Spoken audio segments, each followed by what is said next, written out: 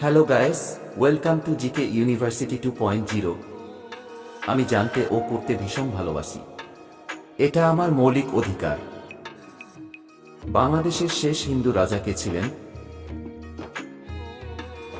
উত্তর, লক্ষণ সেন। বাংলার প্রথম ও সার্বভৌম রাজা কে ছিলেন? উত্তর, শশাঙ্ক।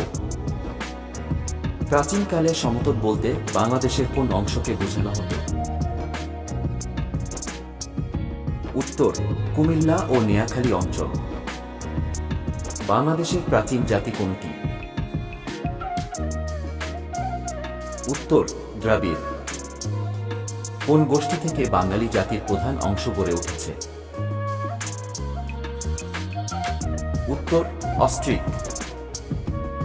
বাংলার আদি জনপদের আদিবাসীরা কোন জাতির অন্তর্ভুক্ত? উত্তর, নিষাদ।